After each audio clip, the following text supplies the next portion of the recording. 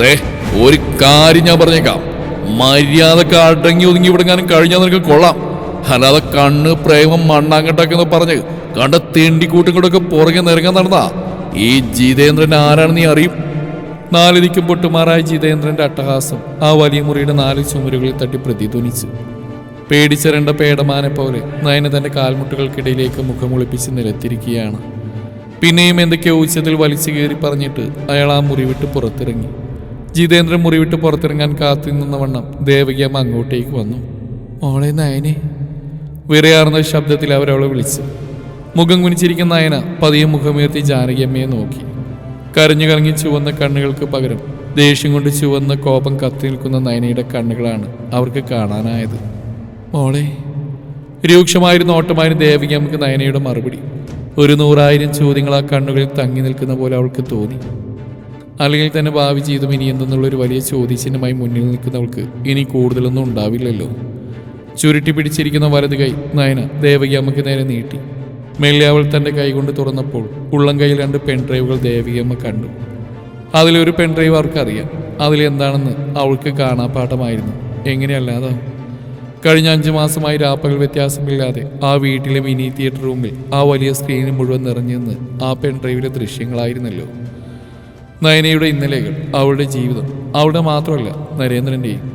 Naran group of companies managing ഡയറക്ടറായ നരേന്ദ്രൻ MBA-ക്കൊപ്പം പഠിച്ച നയനെ ഇഷ്ടപ്പെട്ട് വിവാഹം കഴിക്കുന്നതിൽ ഏറ്റവും കൂടുതൽ എതിർപ്പ് പ്രകടിപ്പിച്ച് നരേന്ദ്രൻ്റെ അച്ഛൻ്റെ അനിയൻ്റെ മകനായ ജിതേന്ദ്രനായിരുന്നു. നരേന്ദ്രൻ്റെ അമ്മ മറ്റൊരു പുരുഷനൊപ്പം ഇറങ്ങിപ്പോയന്ന് തളർന്നുപോയ അവൻ്റെ അച്ഛൻ്റെ അവസ്ഥയിൽ പെൺവർഗത്തെ തന്നെ വെറുത്ത് കഴിഞ്ഞിട്ട് നരേന്ദ്രനെ മാറ്റിയെടുക്കാൻ നയനയ്ക്ക് കഴിഞ്ഞു. ആ സൗഹൃദം പ്രണയമായി വളർന്നു അവൻ്റെ ജീവന്റെ പാതിയായി മാറാൻ തുടങ്ങിയപ്പോൾ നയന ഒരു അനാഥ പെണ്ണാണെന്ന കാരണം നിരത്തി ആ ബന്ധത്തെ തടയിടാൻ ജിതേന്ദ്രൻ ആവുന്നത്ര ശ്രമിച്ചു.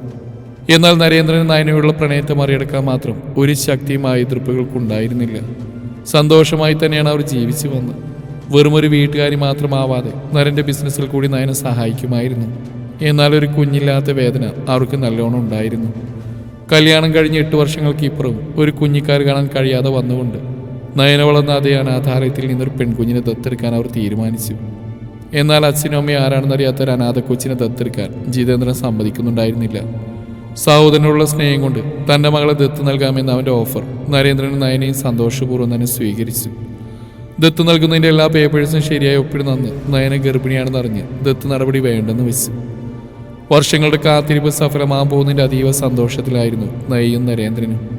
എന്നാൽ ആ സന്തോഷം അധികം നീണ്ടില്ല. ഒരു കാറപടത്തിൻ്റെ രൂപത്തിൽ ആ സന്തോഷം വിധി കവർന്നെടുത്തു.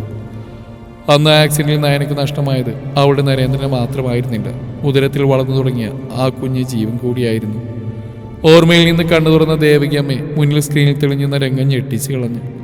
നിശാ പാർട്ടിയുടെ ആലസ്യത്തിൽ തൻ്റെ കൂട്ടാളിയോട് സംസാരിക്കുന്ന അവരുടെ മകൻ ജിതേന്ദ്രൻ. പരിധി ലംഘിച്ച് കുടിച്ച കള്ള് അവന് നാവ് കുഴക്കുന്നുണ്ടെങ്കിലും നരേന്ദ്രനെ ഇല്ലാതാക്കിയ തൻ്റെ രാക്ഷസ ബുദ്ധി വലിയ വീമ്പ് പറച്ചിലോടുകൂടി തന്നെ അവരോട് വിസ്തരിക്കുന്ന ജിതേന്ദ്രന്റെ വാക്കുകൾ ദേവകിയമ്മ വ്യക്തമായി തന്നെ കേട്ടു. ജിതേന്ദ്രൻ പറഞ്ഞു തുടങ്ങിയത് ഇന്നും ഇന്നലെയും തുടങ്ങിയ ചതിയുടെ കഥയല്ല. ജിതേന്ദ്രന്റെ അച്ഛൻ 18 വർഷം മുന്നേ നരേന്ദ്രനോട് അവൻ്റെ അച്ഛനോടും ചെയ്തു തുടങ്ങിയ കൊടും ചതിയുടെ കഥ തുടങ്ങി ഓരോന്ന് എണ്ണി എണ്ണി അയാൾ പറയുന്നുണ്ടായിരുന്നു. ആ വീടിന്റെ അതേ മതിൽക്കെട്ടിൽ തന്നെ 6 അടി മണ്ണിൽ ജീവനോടെ കുഴിച്ചു മൂടിയ നരേന്ദ്രന്റെ അമ്മ സ്നേഹിതനോടൊപ്പം നാട് വിട്ടതാണെന്ന് എല്ലാവരെയും വിശ്വസിപ്പിച്ച കഥ. നരേന്ദ്രന്റെ അച്ഛന് നാളുകളായി കൊടുത്തു വന്നിരുന്ന സ്ലോ പോയിസൺ പ്രവർത്തിച്ചു തുടങ്ങിയപ്പോൾ ഭാര്യ പോയതിൽ മനംനൊന്ന് വീണുപോയതാണെന്ന് വരുത്തി തീർത്ത കഥ. അമ്മയുടെ ഇല്ലാത്ത അവീതത്തിന്റെ കഥകൾ പറഞ്ഞ് നരേന്ദ്രനെ പെൺവർഗത്തിന്റെ ശത്രുവാക്കി മാറ്റിയ കഥ.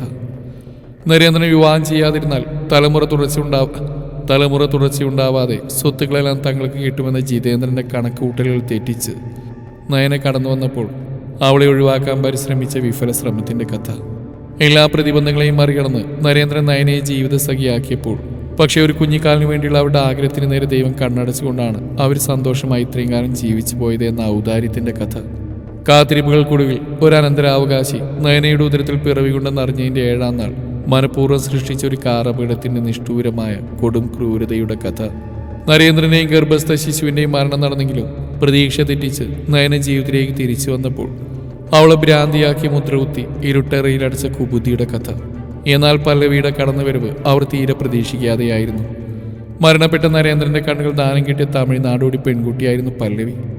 നരേന്ദ്രൻ കൊല്ലപ്പെട്ട ആക്സിഡന്റിൽ റോഡരികിൽ ഉറങ്ങിക്കിടന്നിരുന്ന പല്ലവിയുടെ അച്ഛനെയും അമ്മയും കൂടി മരണം കവർന്നെടുത്തിരുന്നു.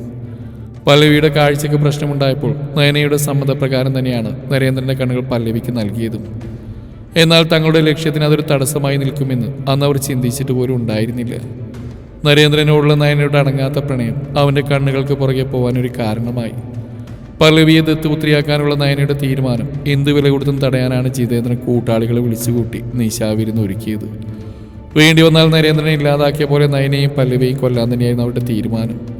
ഞെട്ടിത്തിരിഞ്ഞ് നയനെ നോക്കിയ ദേവകി അമ്മ ഭാവഭേദമൊന്നുമില്ലാതെ നിൽക്കുന്ന നയനയെ കണ്ടതും മുന്നേ തന്നെ അവൾ ഇതൊക്കെ കേട്ട് കാണുമെന്ന് അവൾ ഉറപ്പിച്ചു. വിശ്വസിക്കാൻ പറ്റുന്നില്ല അല്ലേ? നിങ്ങളുടെ മകന്റെയും ഭർത്താവിൻ്റെ യഥാർത്ഥ മുഖമാണിത്. അവർ ഈ സമൂഹത്തിന് മുമ്പിൽ ഇട്ടിരിക്കുന്ന മുഖംമൂടി വലിച്ചു കീറാൻ എനിക്ക് ഈ ദൃശ്യം തന്നെ ധാരാളം. അതിനാ ഹോട്ടൽ റൂം പോയി കുറച്ച് കാശ് കൊടുക്കേണ്ടി വന്നുവെന്ന് മാത്രം.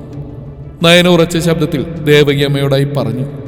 മോളെ, എനിക്കറിയാം ദേവകി അമ്മേ, നിങ്ങളൊരു തെറ്റും ചെയ്തിട്ടില്ലെന്ന്. അനാഥയായിരുന്നു ഞാൻ. എനിക്കൊരു പെറ്റമ്മയുടെ വാത്സല്യം തന്ന നിങ്ങളാ എന്ന് കരുതി എന്നെ നരനില്ലാതാക്കിയവരെ ഞാൻ വെറുതെ വിടുന്ന് കരുതണ്ട. മറുപടിയൊന്നും പറയാതെ ദേവകിയമ്മ സാരി തുമ്പ് പിടിച്ച് വിതുമ്പി. പുറത്തെ ബഹളം കേട്ട ആ റൂമിന്റെ ബാൽക്കണിയിൽ നിന്ന് താഴേക്ക് നോക്കിയ ദേവകിയമ്മക്ക് ആ വലിയ മതിൽക്കെട്ടിനുള്ളിൽ നല്ല ആൾക്കൂട്ടം കാണാൻ കഴിഞ്ഞു. പടിക്കെട്ടിറങ്ങി താഴേക്ക് വന്ന നയനെ പോലീസുകാരും പത്രക്കാരും ഒരുപോലെ കാത്തു നിൽക്കുന്നുണ്ടായിരുന്നു. നയനെ കണ്ടത് എന്തോ പറയാൻ വന്ന പോലീസുകാരനോട് എല്ലാം വക്കീല് സംസാരിച്ചോളൂ എന്ന് പറഞ്ഞുകൊണ്ട് അവളെ അയാളെ മറികടന്ന് മുന്നോട്ട് നടന്നു. കയ്യിൽ വിലങ്ങുമായി പോലീസ് ജീപ്പിലിരിക്കുന്ന ജിതേന്ദ്രനെ ഒരു നിമിഷം നോക്കി നിട്ട് നയൻ ഒരു അക്ഷരം മിണ്ടാതെ പോർച്ചിട്ടിരുന്ന കാറെടുത്ത് പുറത്തേക്ക് പോയി. Nine group of companies MD നരേന്ദ്രന്റെ മരണം കൊലപാതകമാണെന്നും അനിയൻ ജിതേന്ദ്രനെ ആ കൊലപാതകത്തിന് അറസ്റ്റ് ചെയ്തെന്നുള്ള ബ്രേക്കിംഗ് ന്യൂസ് ഒന്നുകൂടെ പൊലിപ്പിച്ച് എരിവൂട്ടാൻ നയനയുടെ ഒരു എക്സ്ക്ലൂസീവ് ഇന്റർവ്യൂ പ്രതീക്ഷിച്ചിരുന്ന ചാനലുകാർക്കും പത്രക്കാർക്കും നിരാശയായിരുന്നു ഫലം. 1-2 മണിക്കൂറുകൾക്ക് ശേഷം തിരികെ വന്ന നയനയെ പ്രതീക്ഷിച്ച് വഴിക്കണ്ണ് നട്ടി വീടിന് വെളിയിൽ തന്നെ ദേവകിയമ്മ ഉണ്ടായിരുന്നു. കാറിൽ നിന്നിറങ്ങി വന്ന അവളെ കുമ്പിട്ട ശിരസ്സുമായി അവർ വരവേറ്റു. തൻ്റെ ഭർത്താവും മകനും ചെയ്തു പോയ തെറ്റുകൾക്ക് അവരൊരു 100 ആവർത്തി നയനയോട് മാപ്പ് പറഞ്ഞു. ശരി, ദേവകിയമ്മ പോയി ആ നിലവിളക്കൊന്ന് കത്തിച്ചു വരും. ആരതി ഒഴിയാനുള്ള കർപ്പൂര തളികയും വേണം, ദേവകിയമ്മയോടായി നയന പറഞ്ഞു. എന്തിനെന്ന സംശയഭാവത്തിൽ നയനയെ നോക്കിയ ദേവകിയമ്മക്ക് പുതിയൊരു നയനയാണ് മുന്നിൽ നിൽക്കുന്നതെന്ന് തോന്നിപ്പോയി. ഇന്ന് വരെ അവളുടെ കണ്ണുകളിൽ കാണാത്തൊരു നിശ്ചയദാർഢ്യവും മുഖത്തൊരു തിളക്കവും കാണാൻ കഴിഞ്ഞു. മറുത്തൊന്നും പറയാതെ ഒന്നും ചിന്തിക്കാതെ അവർ നയന പറഞ്ഞ പോലെല്ലാം ചെയ്ത് കൊണ്ടുവന്നു. നയന വേഗം പോയി കാറിന്റെ മുൻവാതിൽ തുറന്നു. കാറിൽ നിന്ന് ഇറങ്ങി വന്ന് ആ തമിഴ് നാടോടി പെൺകുട്ടി പല്ലവിയാണെന്ന് ദേവകിയമ്മക്ക് പെട്ടെന്ന് തന്നെ മനസ്സിലായി. പല്ലവിയുടെ കണ്ണുകളിൽ നോക്കി 5 മാസങ്ങൾക്കിപ്പുറം നയനയുടെ ചുണ്ടിലൊരു ചെറുപുഞ്ചിരി വിടർന്നു.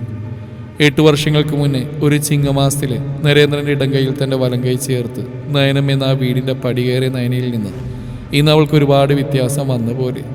വീണ്ടും ഒരിക്കൽ കൂടി ഇന്ന് അവൾ ആ വീടിന്റെ പടികൾ കയറുമ്പോൾ നയനയുടെ ഇടം കൈയിൽ മറ്റൊരു വലം കൈ ഉണ്ടായിരുന്നു, പല്ലവിയുടെ. പുത്തനുണർവിന്റെ പുതുശോഭയുടെ നിറച്ചാർത്തണിയാൻ ഈ ഗൃഹപ്രവേശനത്തിന് കഴിയട്ടെ.